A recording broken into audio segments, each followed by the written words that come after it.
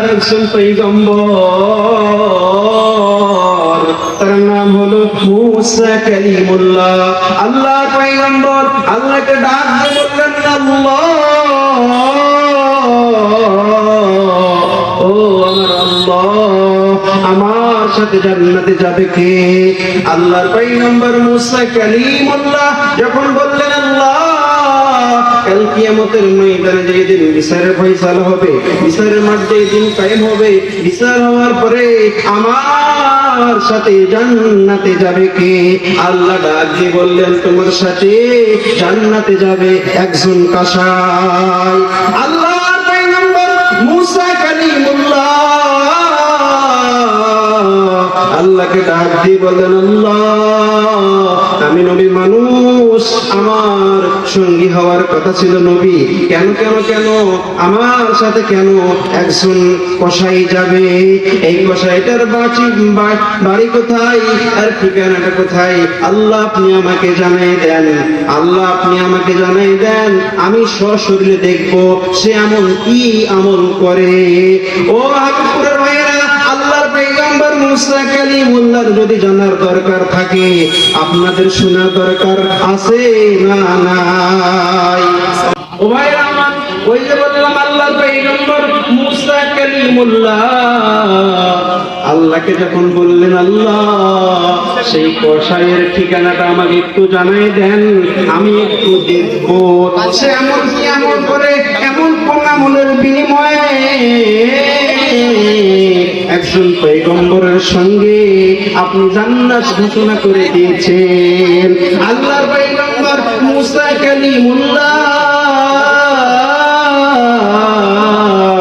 দেখার জন্য চলে গেলেন কসাই এমন কি আমল করে যে আমলের কারণে আল্লাহর পয়গম্বরের সঙ্গে, আল্লাহর নবী মুসা কালিমুল্লাহর সঙ্গে আল্লাহ এনাকে জান্নাতে রাখবেন। আল্লাহর পয়গম্বর যখন দেখার জন্য যখন গেলেন, পর্যায় করুন ভাইয়েরা আমার, আল্লাহর পয়গম্বর মুসা কালিমুল্লাহ বললেন না যে আমি পয়গম্বর, শুধু দেখার জন্য গিয়েছেন। আল্লাহর পয়গম্বর মুসা খুব দূরে দাঁড়িয়ে আছে, দূর থেকে দেখতেছে কাসাই কি এমন আমল করে। ও ভাইরা আমার, কাসাইয়ের কাজ কি বলেন তো? গরু জবাই করা, বস্তু কাটা এবং বাজারে বিক্রি করা। কাসাই পর্যায়ক্রমে সমস্ত বস্তুগুলা যখন বিক্রি হয়ে গেল, কিছু বস্তু গামছার মাথায় বাঁধা আছে। আল্লাহর পয়গম্বর মুসা কালিমুল্লাহ বললেন, মনে হয় এই টোপলার ভিতরেই মনে হয় জান্নাত আছে। ও ভাইরা আমার, দেখেন আল্লাহর পয়গম্বর মুসা কালিমুল্লাহ কি বললেন, এই টোপলার ভিতরে কি কয় কিছু বস্তু আছে। কয় আপনি সারাদিন যে দাম দিয়ে বিক্রি করছেন, এর থেকে বেশি দামে আমি এই বস্তুগুলো নিতে চাই।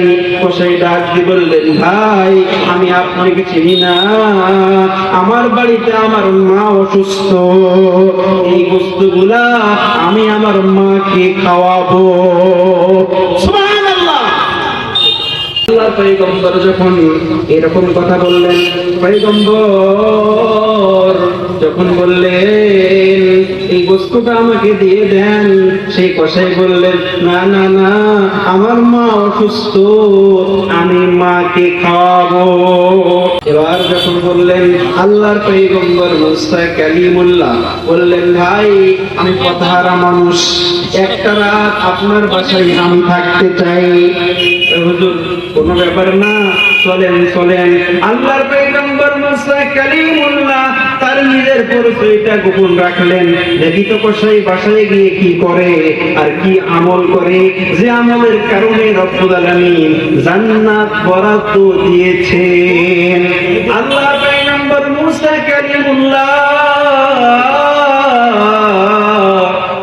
একটা রুমের মধ্যে রাখছেন। হুজুর, আপনি এখানে থাকেন, বিক্রি করি নাই, আমি আমার মার জন্য রেখে দিয়েছি হুজুর, এটা আমি নিজ হাতে পান করব, এটা নিজ হাতে আমি পাক করব। পাক করার পরে আমার সন্তান আছে, আমার স্ত্রী আছে, আমার আত্মীয় আছে, আমার স্বজন আছে হুজুর,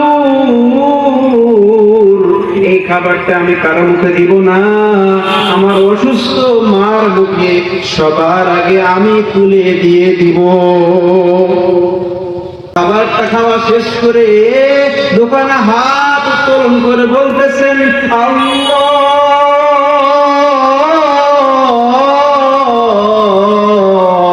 ও কাবার মালিক আল্লাহ, আমার সন্তানকে আল্লাহর পয়গম্বর মুসা কালিমুল্লাহর সাথে আপনি জান্নাতে রাখে দিয়ে। আল্লাহর পয়গম্বর মুসা কালিমুল্লাহ সঙ্গে সঙ্গে বলতেছেন, সঙ্গে যখন দোয়া শেষ করলেন সঙ্গে সঙ্গে যুবককে ডাক দিয়ে বলতেছেন, ও আল্লাহর বান্দা যুবক, তুমি কি আমাকে চিনো? আমি হলাম তোমার মা, যে দোয়া করে দিয়েছে মুসা কালিমুল্লাহ পয়গম্বর।